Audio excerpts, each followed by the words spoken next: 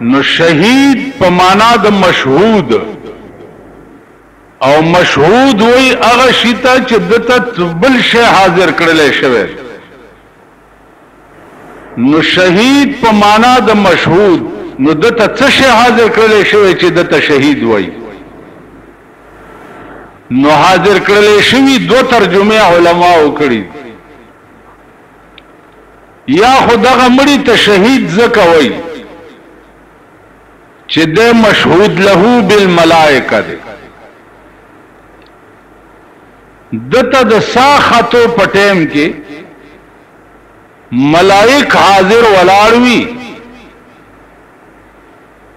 او د استقبال کوي او دا ورته وایي چې تان قریب چې ډېر زر جنت ته روان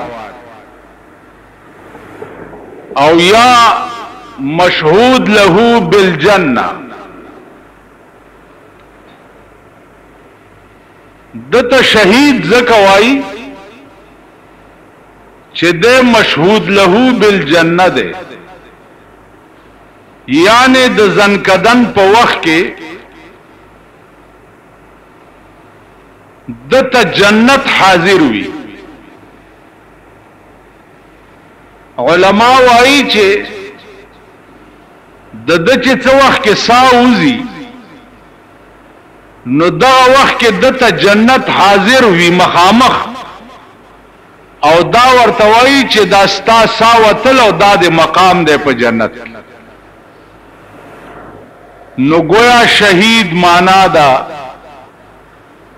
مشهود له بالجنه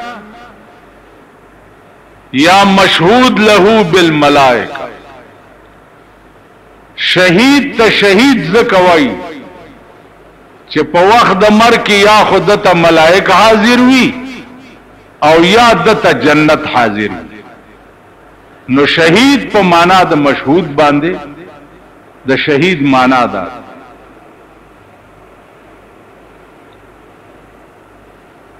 او شهید چاته وایي چې کوم قسم مړی هغه ته شهید وایي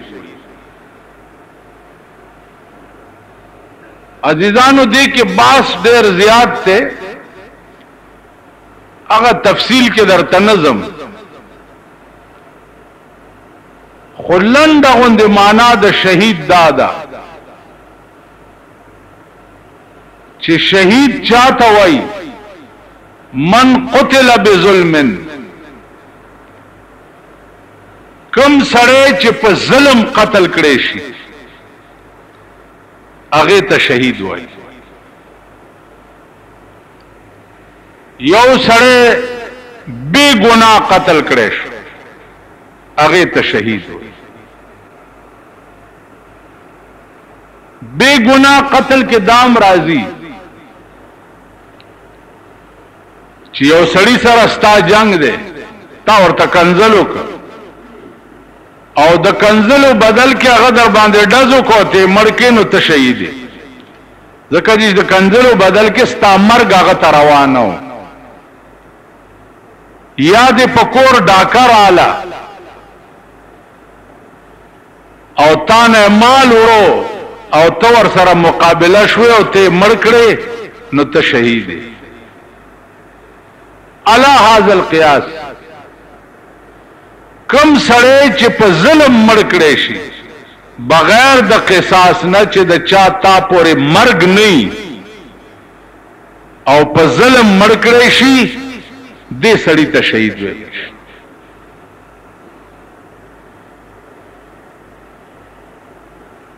اوس علما وايي چې شهید چې څوک په ظلم مړ کړي شي هغه سړی به لمبی نه هغه به کفن نه وراچي هغه ویني چې کومې په ده لګېدلې وي هغه به پاکوي نه په همغه وینو کې ګندا په همغه جامو کې خپل صادر به تاو کی او خخ به غسل او کفن چې ده دا به شهید ته نه ورکوي ولی ځکه چې جناب رسول الله صلی الله علیه وسلم فرمایلی چې شهید چې څو وخت کې په قیامت کې راپاسي نو د دا ویني او د شهادت دا زخمونه چې دي دا به د مشک او د عنبر په شان خوشبوئی کوي د دې به دومره عظیمه خوشبوئی وي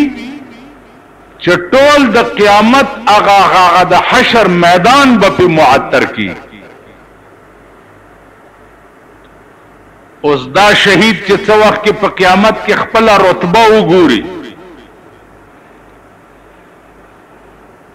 او د خپل مرتبه او خپل عزت وګوري نو دې بداوي چې یا الله کاش چې په دنیا کې زه ثم احیا ثم اقتل ثم احیا ثم اقتل ثم احیا ثم اقتل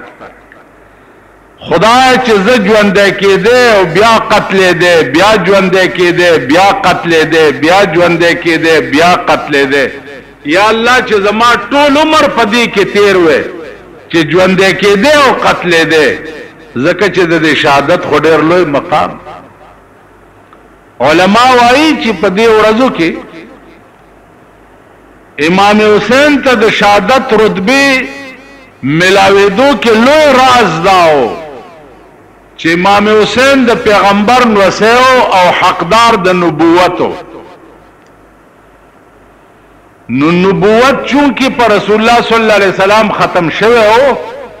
نو الله هغه رتبه ولا ورکه چې په نبوت پسې اٹیچ دویمه رتبه ده شهادت چې ده په نبوت پسې دویمه رتبه ده نو د دې وجنه الله اهل بیت رسول ته رتبه د شهادت ورکړه چې په نبوت پسې لګیدل رتبه نو زما عزیزانو حدیث کې راځي چې یو سړی چې د شپې سملی او دکی او دا دعا وکي چې خدای پاک ما چې مرکینو په دې خپل کټ پوزي مې ما مرکاوا یا الله ما چې مرکې نو ما په جنگ کې د کافرو سره شهید کا پاغي کې مې مرکا رسول الله صلی الله علیه وسلم فرمایي چې کدیش پکې دا سړی په خپل مرګ مړ شم الله به په قیامت کې د شهیدانو په ټولي کې حساب خالی په دې نیت باندې خدا دا چې نیت صحیح وي دا سه نیت نه لکه یو بوډای خزا دا مسله چرتا اورېدلې ونه د شپې چې سملاسته ول خدای ما په غزا کې شهیده کې نو په کلی کې د شپې ډزې شوې چې ډزې شوې نو دې په کړه کې خیال وکړو چې را تخکاری چې ډزې دی او اسنه چې په مونږ سوکراله وی یا الله د ماخام دوام چرته قبول نه کې مطلب چې شهیده مې نه کې چرته نو نیت داس نه نیت داس حدیث کې راځي چې شهید چې دا یا په ګولای لګي یا په توره واله شي یا په غشي لګي نو دا سړی د دې شهادت د ګولای لګېدو یا په توره د والو یا په غشي د لګېدو درد به سمري اوس په ګولای چې سړی ولګي سمره درد کوي یا په توره سړی نه سر غوس کی یا په دې ملا وه یا په سینا وه پیغمبر فرمایي صلی الله علیه وسلم چې شهید چې کومه ګولای باندې ولګي یا په کوم توره ولګي یا په کوم غشي ولګي د دې توره او د غشي او د ګولای درد دومره نه لکه سړی کې چې ازغه نه دا درد دومرم نه نو زما عزیزانو عرض میں داو چې شهادت په اسلام کې ډېر لوی مقام ډېر لوی مقام دغه وجه وا چې دا مقام صحابه پسترګو لیده نو دعا بیدا کولا او شوق بیداو لکه خالد ابن ولید رضی اللہ تعالی عنہ هغه په دې تمام جنگونو کې شریکو او په دې بدن باندې یو انچای زیاده سه نو چا د غشو د تورې نه وته نو یو انچای زیاده او چې مړ کېدو په کټ مړ نو الله ته التجا وکړه چې یا الله په بدن کې می انچای زې نشته چې د تورو د غشو نه دی وته خدای په جنگ کې د شهید نکړم چې اوس می وجنه نو دا د بے غیرتۍ په مرګ می وجنه کټو پوزي باندې خوار سره مړ کی خدای دا د بے غیرتۍ مرګ دې ماته نصیب کو کاش چې زه دې په جنگ کې قربان کړې زما عزیزانو د شهادت هغه مقام حضرت حنزله رضی اللہ تعالی عنہ د جنگ احد رنبنه شپه ده او د حضرت حنزله وعده شوه دی او د واده رنبنه شپه ده د واده رنبنه شپه ده او ده خوب ګوري پشپه کې چې هغه زچ په چامene ما هغه محبوب زمانن د احد په میدان کې په وینو رنگ دی نو الله اکبر کو د کټ اعلان دی ټوپ کو چې د کټ ټوپ کو نو هغه ناوې رستو نه د لمن نه راونی وو ویل حنزله ولی خوب کې ویری دی وی چې نه طبیعت خراب شو وی چې نه وی ولی ورته بیبي خوب می ولید چې جناب محمد رسول الله د احد په میدان کې د دشمن د لاس غاښونه مات دي او په وینو رنګ دی احد تزم انا ورته وی او حنزله د خدای بنده د واده رنبه شپه دی دا سملا پارا مرامو کا پدیش پا جنگونو کے چگئے حضرت حنزله ورته یو ناوی دی کې شک نشته چې زما د واده نن رنبه شپه ده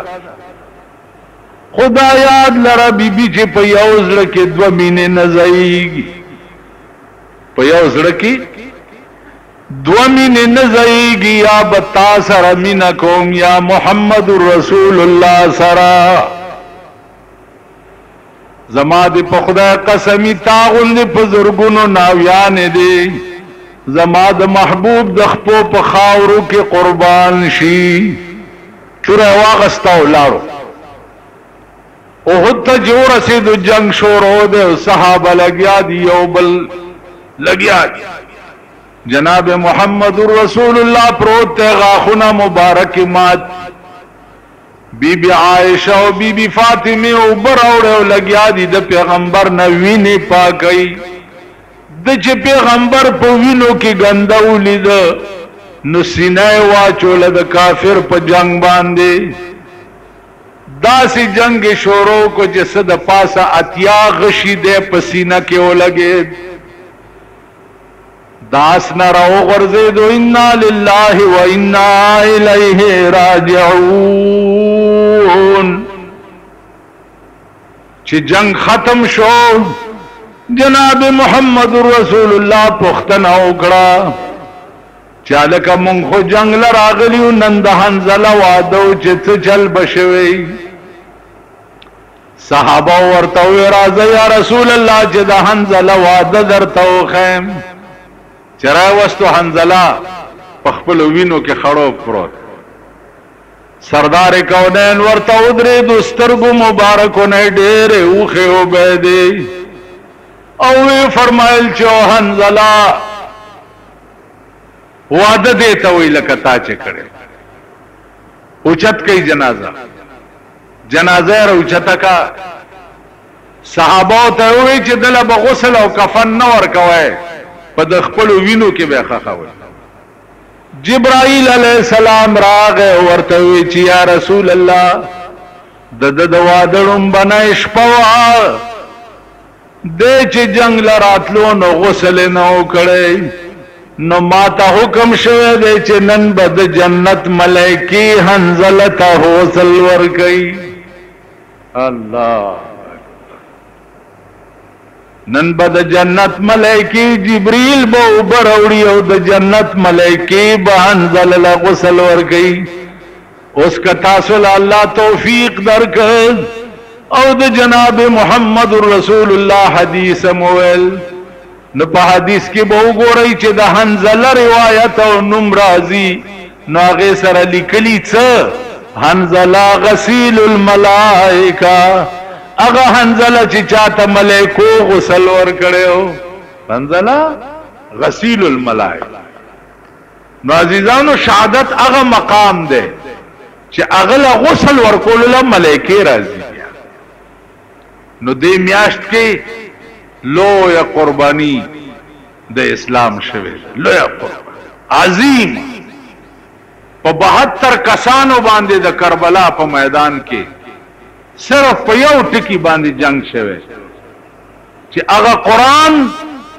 چې زما په کور کې نازل شوه او زما د نیکه په کور کې نازل شوه دی. اے یزید ته دا هغه قرآن د دفعات او خلاف ورزی کې زستا بیعت کولو ته تیار نه جنگ وکړ خپل بال بچ ماشومان دا ټوله په قربان ک یو تازه ماشوم شوه د کربلا په خیمو کې غې کېو په وخت کې ورته بانګ وي غشراغه دا ماشوم په دې مړای کې ولګېدو دلته تی هوا. امام حسین هغه وینې راواغسته او اسمان ته لړکې و خدا ته ګوره چې ما د نن پیدا شوه ماشوم هم ستا په دین باندې قربان. نو عزیزانو دعا دا کوئ چې مونږ کې د هغه قربانه ماده خدای پیدا کړي. برای نام مسلمانان مونږ یو اسلام کوو د اسلام نامالو لیکن چرته چې د اسلام خلاف اډی دي په مونږ آبادی دي قدم خانی دي په مونږ آبادی دي کبه سکوپونه دي په مونږ آباد دي کده آرامتوب مرکزونه دي په مونږ آباد دي. نو اسلامم کو او د دمتوب اډیم را باندې آبادی دي. نو دی وجنا او دورنگی چھوڑ کر یک رنگ ہو جا سراسر موم ہو یا سنگ ہو جا. دورنگی مکوي منځونو تم روان شي الته بلیټونم کوي منځونو تم روان شي الته چې په نشترحال کې دمتوبونم ګوري منځونو تم روان شي سینماګانو تم ځي منځونو تم ځي بلو پرنټونم چلوي بلو پرنټونم ګوري. نو دا دورنګي دا او د دورنګي اسلام چې ده دا منافقت ده او د منافقت سزا به د کافرو نه زیاتې. بیان ستاسو په مخ کې کافی مدین را روان ده.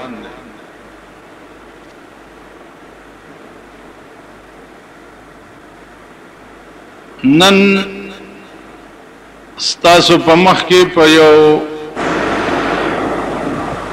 خاص نقطه باندې باس کولی.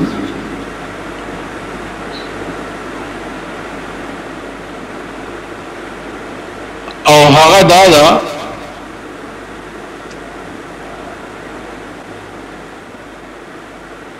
چې دا قرآن چاته چې دیر سپاره وای او شپږ زره شپږ سوه او شپږ شپېته آیاتونه دي.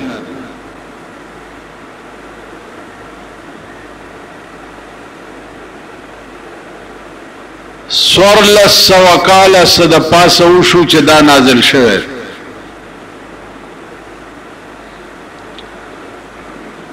نو دې کې سره د بدل شوی.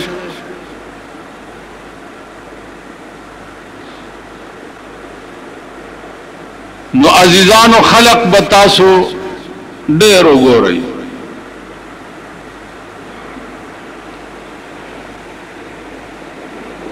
په دې ځمکه داسې دنیا اوسېږي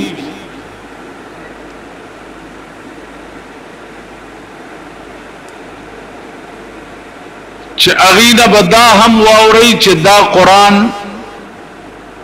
هغه نه دی چې کوم پر رسول الله صلی الله علیه وسلم نازل شوی.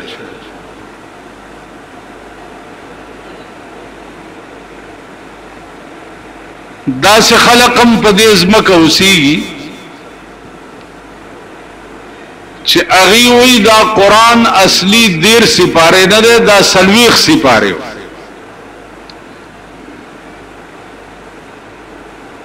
دا لس سپاره چې دي دا د سنیانو پټی کړي. دا خبره زیات تر شیعاګان کوي.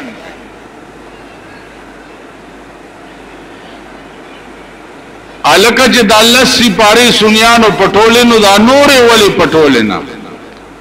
نو دا غي د پاره د دوی دی وجه ته وګوره. وجه دا غي د پاره دا وای چې دا هغه لس سپاره دي سنیانو پټی کړی دي چې کوم لس سپارو کې د حضرت علی د خلافت ذکر خدای پاک کړو، نو هغه لس سپاره دي سنیانو پټی کړی.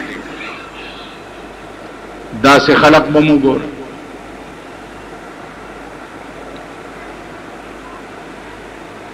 دا سے بمو گور ہے چې د قرآن کریم ترجمه چې سور سوا کالا په کم رنگ جناب رسول الله صلی الله علیه وسلم کړی دا، بیا مغه رنگ نقل شوی دا ائمه محدثین او مجتهدین او مفسرین ته، او سورل سوا کاله کومه ترجمه د قران را روانه ده. نو داسې خلق بم په دې ځمکه اوسیدون کې وګورئ او مونږ سره خلط به وګورئ چې اغیبه هغه ترجمه چې کومه سورل سوا کاله شوی ده ابوی دادس نه دادس لکه پرویزیان چې دي. پرویزیت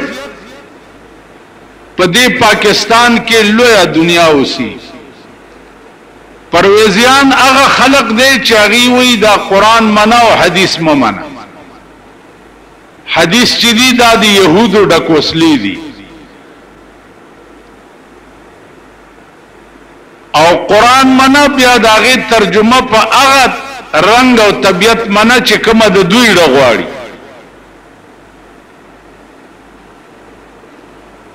نو عزیزانو عرض می داو چې دې ځمکه د پاسه مختلف خیال خلق وسی.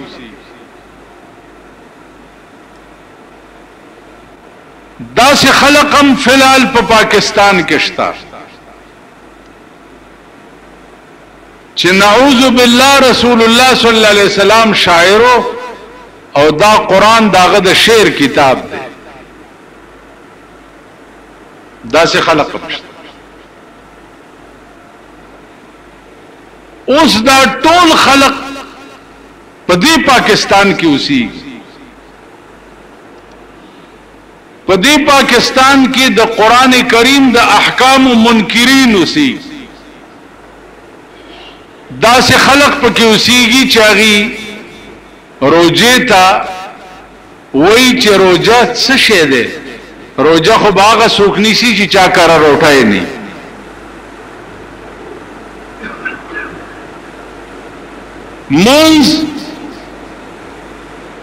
منځونه پکې چا کړی دي؟ قران کې چرته لیکلي دي چې تاسو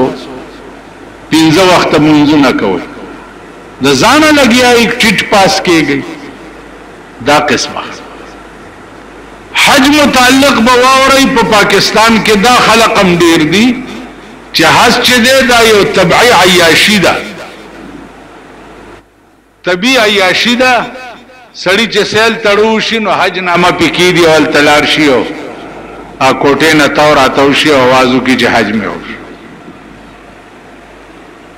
عزیزانو زمون واسطه په دې ملک دا قسمه خلق سره او دا قماش خلق په دې ملک ډیر زیات وسی. یو نه ده، دو نه دي، لس نه دي، شل نه دي، زر نه دي، په لکونو دي. لکونه بیا په دې پاکستان کې چې کوم سرمایدار طبقه اوسېږي مالدار خلق د اغي خواړو سدي ایمان شتنه د سرمایدار او د مالدار خلقو خو سدي ایمان شتنه کاسي چرتا بار شوقیا جمعات تران شي او منظم کینو خلقو تصدقاوي د پاره نور اغي غرض چې ده دا نه چې د منځ فرض ده یا زه د خدای فرض ادا کوم یا روزه فرض ده فرض ادا کوم یا حج فرض ده نو عزیزانو عرض میں داو چې قرآن کریم دا امغه شی محفوظ ده چې کوم شی جناب رسول الله صلی الله علیه وسلم ته نازل شوی او کنه سره د بدل پکې شوی د دې اوس یو پښتنه تاسو نه کوم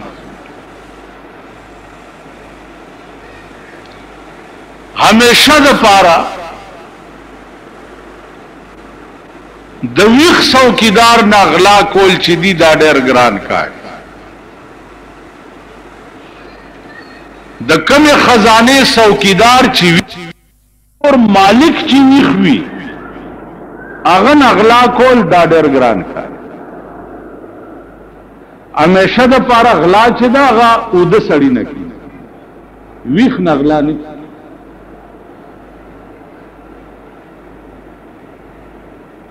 عزیزانو دا الله نه زیات ویخ په دې کائنات کې سوکشتا وای دا الله نه زیات زورور په دې دنیا کې سوکشتا دا الله نه زیات رښتینه په دې دنیا کې سوکشتا نو چې داغه نه زیات رښتینه هم څوک نشتا او داغه نه زیات زورورم څوک نشتا او داغه نه زیات طاقتورم څوک نشتا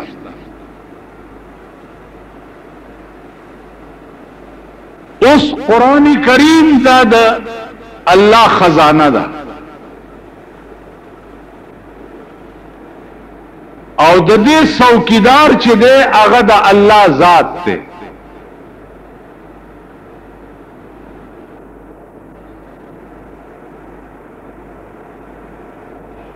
نو چې قرآن د الله خزانه ده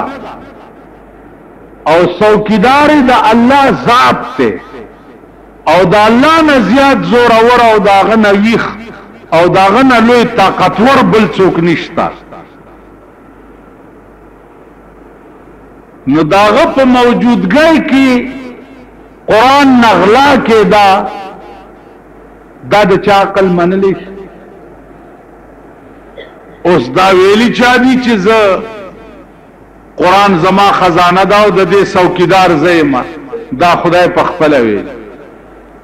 انا نحن نزلنا الذکر وانا له لحافظون الله وی دا قرآن ما نازل کړی دی او د دې حفاظت او څوکیداری بزکو دا به مان سوکلان دی باندې کینا نو چې الله وی زی څوکیداری موته چې دینه چاغلا کړی دا نو دا په خدای دروغ دی کنه دی او په خدای چې څوک دروغ وي هغه کافری کني تاسو خیال را نو عزیزانو عرض میں داو چې دی قرآن کې چې دا شپږ زره او شپږ سوه او شپږ شپېته آیاتونه دي چې څنګه نازل دي نو همغسې محفوظ دي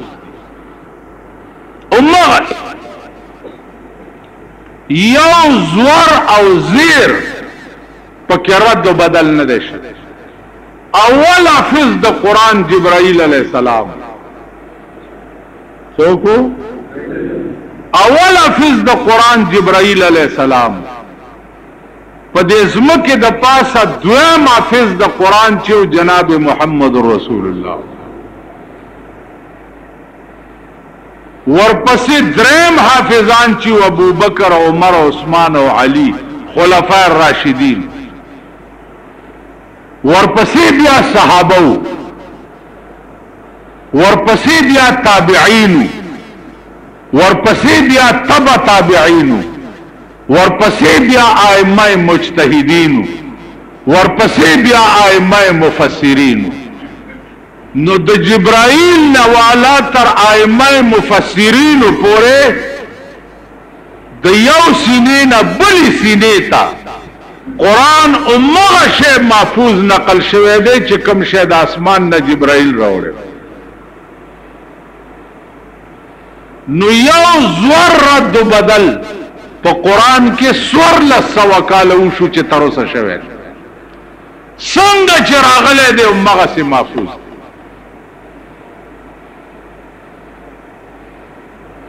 اوس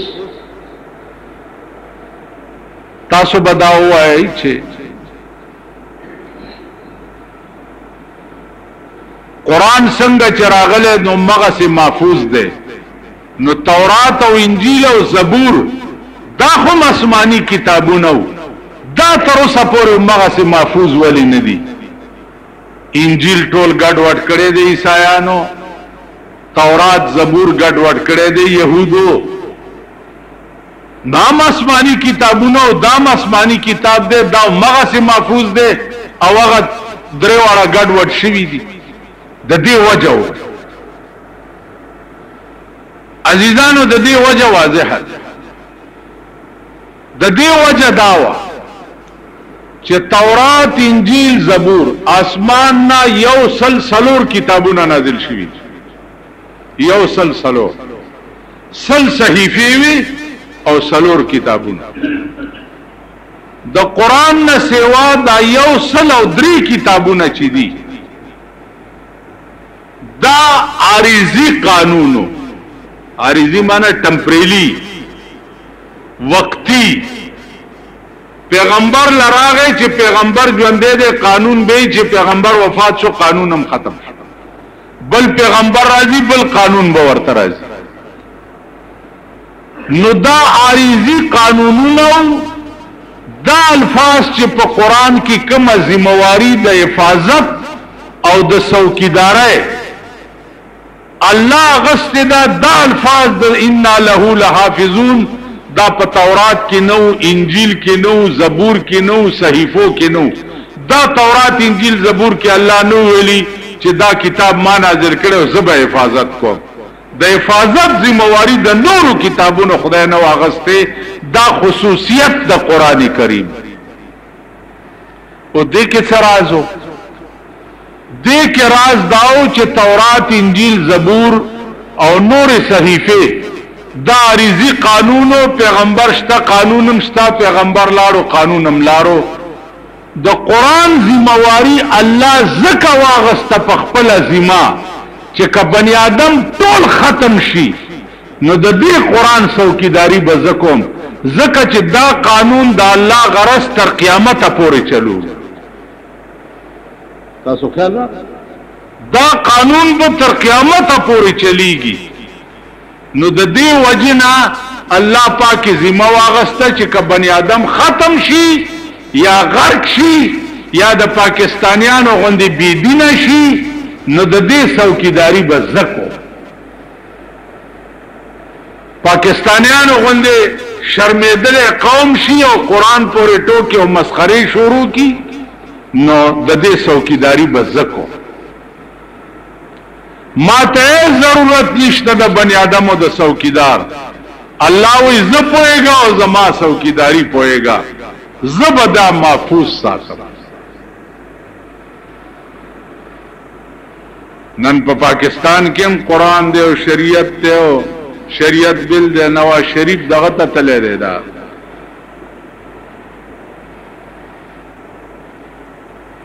ادي کوهستانونو کې یخ ځای دی یو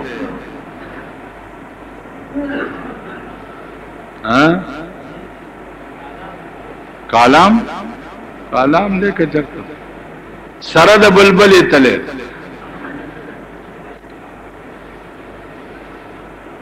نو ما وی چې هغه خدای دې راونی سچا چا پیدا کړي دلته د ملک سال دی او ته په یخ ځایونو سره د ښځې تفریح دپاره خوشطبعي دپاره ته په یخ ځایونو کې ګرځي. دا زمونږ د صوبه سرحد گورنر وګوره دا په نتګلای کې ناست میټینګ چې دې ځنه لکونه روپۍ خرج پې راځي تمام سیکریټریټ نتګلای ته وغواړي چې راشي میټینګ کوم. ستا هغه کور روان شه چې په ګجرات کې دی او که په پنجاب کې دی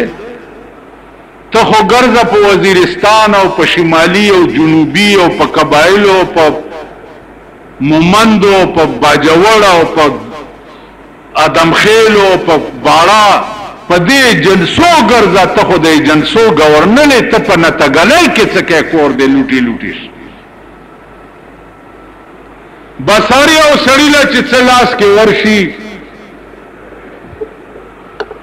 دا دوس قوم صحیح کړی دی بیگامه د سیاست لفظ ترجمه کته سیاست دا به درته بل وخت کې چرته و چې دا سیاست وای څه شي تا معنا یې څه ده والله العظیم کدا لیډرانم په پوي د پاکستان لیډرانو بغیر مولانا ته یو لیډر نه پښتنه وکړي چې سیاست سماده ده څه لغت ته او د سیاست لفظ څه ترجمه ده دلته ډېر کې نه ځي ګډه رونه مونږ خو سیاسي خلک مونږ خو سیاسي خلک د دوانو اخبار چې والی هم د لیډرګای زوی شي هم سیاسي سړی او رښتیا ده رښتیا ده په دې قوم کې وګوره د سیاسي لیډران او دا اوس چې سیاسي منبران جوړ کړي دي دا د کم قماش خلق دا مونږ چې مشران کړي دي دا د کم قماش خلق تاسو خیال راغی نو زه چې ورځ تیریږي هغه مانه یو سړی تپوس کړی وی مولانا صاحب هغه ورځو کې د کشمیر جنګ و وی ته د کشمیر غزا ته تلې مالنا ویل تو څنګه مولای کې کشمیر غزا ته نه تلې مال خو نه تلې ویل نو تو څنګه مولای مال ته تلې ویل نه زوم نه تلې نو مال د دوس قوم امام چرته غیرتی کې دیش ویل نه مال خو چې څنګه یې د غسیو کنه څنګه قوم دې د غسی لیډران دي څنګه قوم دې د غسی مشران دي خیال امراغه دي پښتنه نشته اس پاکستان غوندې نن د زمکه په سر شهر ناپرسان به پیدا نکي د زمکه په سر د زمکه په سر چې څومره ملکونه دي څومره 50 دی او کشپېته دی او کارا بلا چي د پاکستان غوندې بے پرسانه ملک به پکې پیدا نه کی بالکل بے پختنم ایسوک دے تپوس کولو والا نشته یو سړی د خار په دروازه کې ولاړ جنازه به چې پیراله داسې کوتک ور سره غرب به شو چا یو سړی به ووایه څه چل دی هلکه ویل به کېدی 100 روپۍ خلکو ویل ورکئ بس 100 روپۍ به ترې واخیستل لکونه روپۍ پیدا کړه په د پاسه د بادشاه د کور جنازه راله چې د بادشاه د کور جنازه پې راله چک وی والو سړی ولې دي ویل کېدی 100 روپۍ بادشاه ویل ورکئ ورک جنازه لاړه خخ شو خلک واپس را روان دي اوس یو سړی پکې چرته عقلمند پیدا چې دا په بادشاه یا د بادشاه په دې مړي د دې سړي قرض چې دا پیسې ته غوښتي خیر واپسۍ کې چراله ته غلي غوندې پښتنه کوي ما کاکا په دې سړي دې څه قرض په دې مړي یا په بادشاه چې دا 100 روپۍ دی واغست ورته ویل ما خو په دې چل لکونه روپۍ پیدا کړې دا خو شهر ناپرسان دی دا ته پکې د کومه پښتنې کولو والا را پیدا شو دا خو شهر ناپرسان نو پاکستان باندې دویمه نامه کې دی شهر ناپرسان کچاو والے او کسوک دیوال پختنے والا نشته بالکل دی پختنے والا والله کدی نه څوک تپوس نه دی څوک رپورټ علی که عدالت تلار شم او سپیره غوندې ولاړ وې کنه مړه کور دی د غپلار مران دی ورپس سره سترګه دی وا دولت دیو بنگله دیوا او لیډرګي وي مزه کوا پرانا ورځ پردای خزه باندې سور شاه قسم په خدای قدر نه سو پښتنه وکي او چې سره سترګه او بنگله او دولت ته نو په وخت ځان له قبر کنا او تاسو دا قبرونه بچ ځان له خوار او غریبان کنئ دا خدای پیجندلی تاسو روان ټول مردغه رامي قوم پسې دا سرو سترګو والا چې دي دا ستاسو مشران دي دا ستاسو لیډران دي دا ستاسو حکمرانان دي نو چې څنګه یې الله در باندې هغه سي نظام راوسته کچاله عدالت سزا ورکړه پاغه عذاب د عدالت په شکل کې نازل شو کچاله پولیس سزا ورکړه پاغه عذاب د پولیس په شکل کې نازل شو کچاله بل چا سزا ورکړه پاغه عذاب د بل چا په شکل کې نازل شو نو عزیزانو نن د پاکستان غوندې خدای رانی ولې قوم بل چرته نشته ارواز مړی دیو مړی دیو مړی دمر دلتا هلاک دمر دلتا هلاک دمر دلتا هلاک دمر دلتا هلاک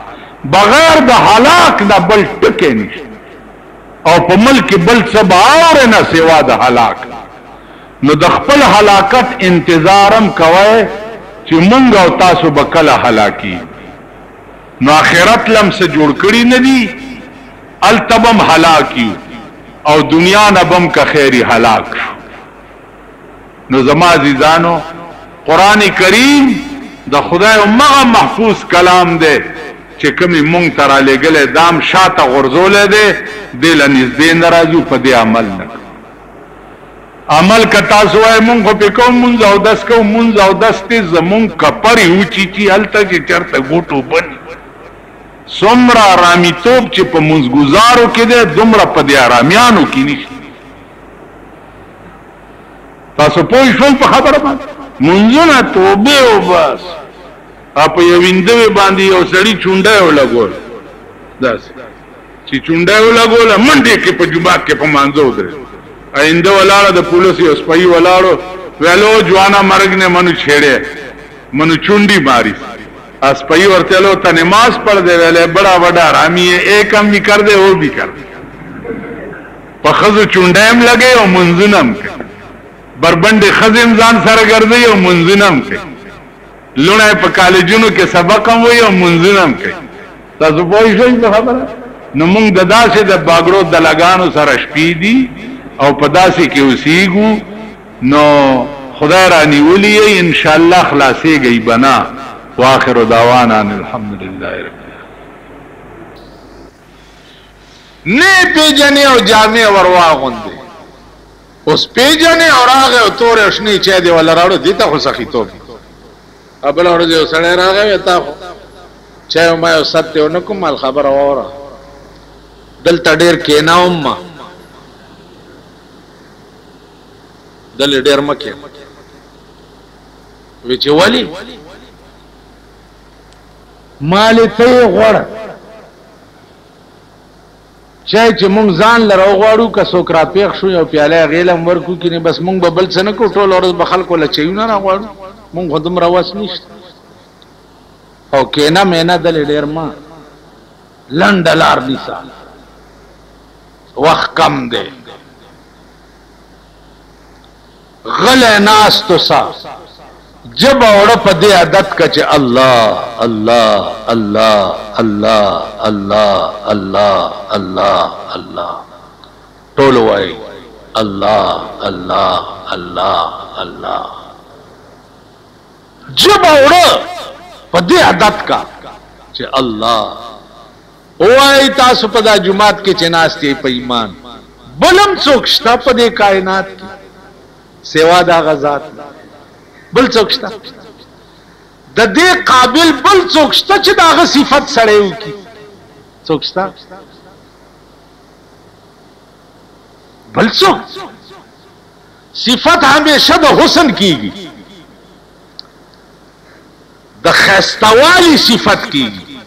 نو د الله نه زیات خسته بل څوک شته؟ او د جناب محمد رسول الله نه زیات خسته بل څوک شته؟ ها؟ نو صفت خو به یا د خدای کې او یا به د جناب محمد رسول الله، بل لا څوک دي چې داغه به صفت. د جمعې ورځ وا تور پټکه د سردار کونین په سر، ای به کله کله تور پټکه او کله به سپینو کله به شینو، تور پټکه په سر دی او صحابه داسې ناست دي او پیغمبر په منبر ولاړ دی او توره جبه مچ، صحابه او داسې لګ سترګې اوچتي کې ورته وکړ. الله اسامه خو کڅ شیو. رحمان بابا وی نه بګوري رحمان ولې هغه مختا، نه بګوري رحمان ولې هغه مختا، ملکی چې د حسن تماشا کا. د ټول اسمانونو ملائکو خدای ته یو درخواست مشترکه طور پیش، ټول اسمانونو ملائکه درخواست سوائے وی یا اللہ اغا پیغمبر چې د چا په مختمینی یو رس خوی دی اسمانونو تراوله چې مونږ هم لګو ګورو کړ.